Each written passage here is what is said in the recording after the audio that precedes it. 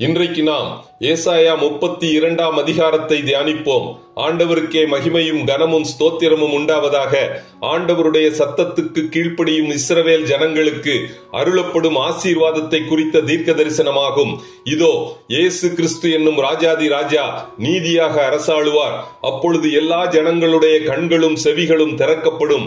அவர்கள் இருதயம் அறிவை உணர்ந்து கொள்ளும். பரிசுத்த ஆவியினால் நிரப்பப்பட்டு சுவிசேஷம் அறிவிப்பதற்கு தெளிவான நாவு அருளப்படும்.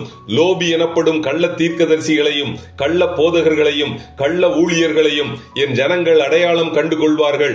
லோபி கர்த்தருக்கு விரோதமாய் விபரீதம் பேசி பசியுள்ள ஆத்துமாவை வெறுமையாக வைத்து தாகமுள்ளவனுக்கு தாகம் தீர்க்காதிருக்கிறார்கள். எனவே இஸ்ரவேலின் சுகஜீவிகளாகிய ஸ்திரீகளே, எழுந்திருந்து என் வார்த்தையை கேளுங்கள். நிர்விசாரமான குமாரத்திகளே, என் வசனத்துக்கு செவி கொடுங்கள். அசீரியன் சிறிது காலம் உங்களை தத்தளிக்க பண்ணுவான். செழிப்பான வயல்களும் நல்ல கனிதரும் திராட்சை செடிகளும் பலனற்று போகும். சந்தோஷம் நிறைந்த எல்லா வீடுகளிலும் முச்செடியும் நெரிஞ்சிலும் முளைக்கும். ராஜாவின் அரண்மனை பாழாக விடப்படும். ஜனம் நிறைந்த எருசலேம் நகரம் வெறுமையாகும். ஆனாலும் கர்த்தருடைய நாமத்தினால் வருகிறவர் ஸ்தோத்தரிக்கப்பட்டவர் என்று என்னை நோக்கி கூப்பிடும் போது உன்னதத்திலிருந்து பரிசுத்த ஆவி உங்கள் மேல் ஊற்றப்படும். அப்பொழுது வனாந்தரம் செழிப்பான வயல்வெளியாகும்.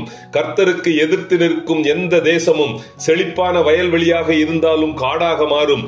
என் ஜனத்தின் செழிப்பான வயல்வெளியிலே நீதி தங்கி தரிக்கும். என் ஜனம் சமாதான தாபரங்களிலும் நிலையான வாசஸ்தலங்களிலும் குடியிருப்பார்கள். என் வசனத்துக்கு செவிகொடாத தேசத்தின் மீது கல்மழை பெய்யும். அந்த தேசம் தாழ்த்தப்படும். என் வசனத்துக்கு செவிகொடுக்கும் தேசம் ஆசீர்வதிக்கப்படும். இத்துடன் ஏசாயா 32 அதிகாரம் முடிவடைகிறது. கர்த்தர் தாமே நம் எல்லோரையும் ஆசீர்வதிப்பாராக. ஆமேன்.